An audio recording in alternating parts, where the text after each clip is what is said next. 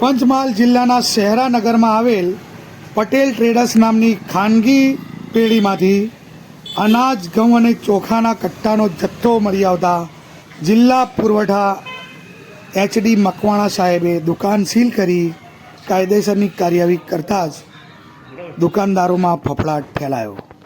પંચમહાલ જિલ્લાના શહેરાનગરના નાડા રોડ પર આવેલ પટેલ ટ્રેડર્સ નામની કાચા અનાજની લે વેચ કરતા ખાનગી વેપારીને ત્યાં જિલ્લા પુરવઠા અધિકારી એચડી મકવાણા અને તેઓની ટીમ દ્વારા રેડ કરવામાં આવી હતી।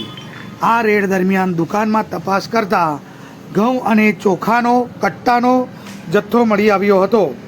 આ મામલે તુરંત જ કાર્યવાહી કરીને દુકાનને સીલ મારવામાં આવ્યો હતો। આ અગાઉ પણ મામલતદાર સાહેબે પણ આ દુકાનમાંથી ગેરકાયદેસર જથ્થો જપ્ત કર્યો હતો। ત્યારબાદ એચડી મકવાણા સાહેબને પણ મળેલ બાતમીના આધારે આજે પટેલ ટ્રેડર્સ નામની દુકાનમાં રેડ કરવામાં આવી અને ત્યાં સસ્તા અનાજનો વ્યાપક જથ્થો ઝડપાયો હતો, જેની અંદાજિત રકમ 1,14,927 રૂપિયા છે। ત્યારબાદ કાયદેસરની કાર્યવાહી કરવામાં આવી અને દુકાનને સીલ મારવામાં આવ્યું, જે તમે આળગુની આવાજ ચેનલના માધ્યમથી જોઈ શકો છો। હું છું આરીફ સૈયદ।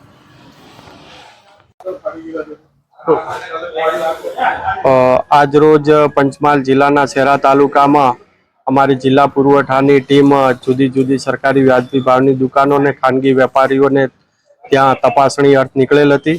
તે દરમિયાન એક શંકાના આધારે અને એક અગાઉની બાતમીના આધારે જે શહેરા તાલુકાની અંદર આવેલ ખાનગી વેપારી પટેલ દાઉદ મોયુદ્દીન કે જે પટેલ ટ્રેડર્સ નામની ખાનગી પેઢી ધરાવે છે, અગાઉ પણ મામલતદાર શહેરાએ તપાસણી કરીને અમુક જથ્થો જપ્ત કરેલ હતો। તે શંકાને ધ્યાનમાં રાખીને આજે અમારી જિલ્લા પુરવઠાની ટીમ દ્વારા આકસ્મિક દરોડા પાડતા ત્યાંથી 2618 કિલોગ્રામ સરકારી ફોર્ટિફાઈડ ચોખા મળી આવેલ છે, જેની કિંમત થાય છે 1,02,102 રૂપિયા, તેમજ 475 કિલોગ્રામ સરકારી ચોખા મળી આવેલ છે। આમ કુલ મળીને 1,14,927 રૂપિયાનો સરકારી મુદ્દામાલ જપ્ત કરવામાં આવેલો છે। ત્યારબાદ સેમ્પલ લેવાની પણ કાર્યવાહી ચાલુમાં છે અને આ ઈસમ સામે આ ઈસમ ગેરરીતિ કરવા ટેવાયેલી વૃત્તિવાળો હોય તેની સામે કાયદેસરની કાર્યવાહી હાથ ધરેલ છે।